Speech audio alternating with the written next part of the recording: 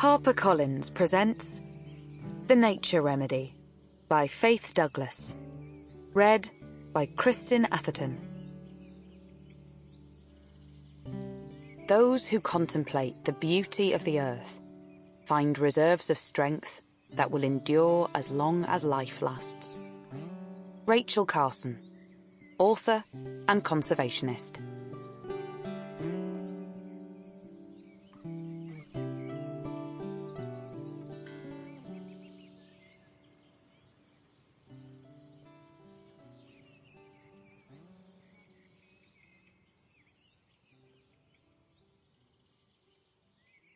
Introduction.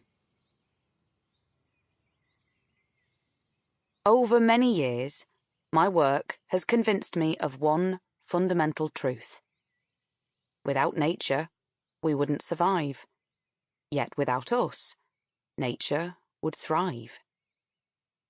This belief has become my mantra, and it's an approach that I think everyone should take the time to consider deeply.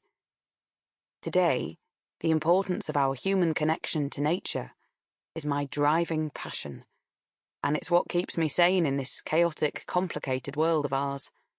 After all, nature, quite literally, saved my life. My story. I began my career in nursing, but 13 years of caring for people in a medical environment eventually took its toll on me.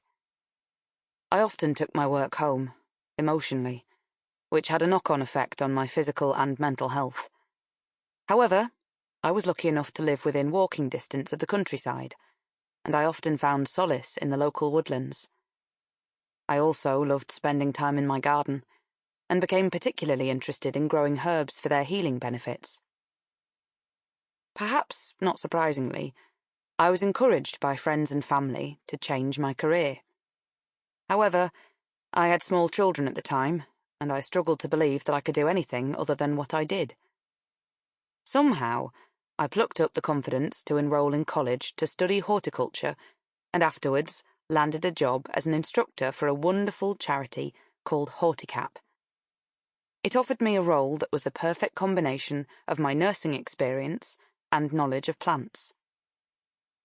In 2009, my family and I moved to live in a rural environment that just so happened to have an arboretum on its doorstep, an incredible botanical garden devoted to a collection of trees that were gathered from all around the world.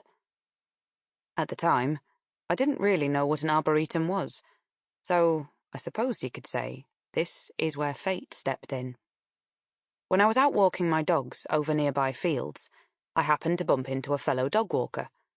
We got chatting, and he asked me what I did. When I explained, he mentioned that his father owned the arboretum and said I should drop off my CV. Now, I must tell you that at the time, I was pregnant with my youngest son and in a job that I absolutely loved, so I really wasn't looking for a change. So, I promptly forgot about the conversation. But the universe was insistent. Fast forward a couple of months, and I was up to my neck in dust from sanding the nursery floor, when there was a knock at the front door. I opened it to see a man who introduced himself with a smile, and who I later learned was Sir John Ropener, owner of the Thorp Perrow Arboretum and Bird of Prey and Mammal Centre. He told me he had heard I was good at my job, then promptly walked me down the street to meet his wife, who was bravely lying flat in the back of the Land Rover, having broken her knee the day before. I will never, ever forget that moment as long as I live. It was so surreal. When they asked me if I would come to the Arboretum to discuss a job vacancy that had come up, I found myself agreeing. A week after knocking at the door of Thorp Perrow, I was offered the role of Curator of the Arboretum. I haven't looked back since. It marked the start of my personal journey into how humans can gain support, boost their health, and improve their quality of life through their... Sample complete. Ready to continue?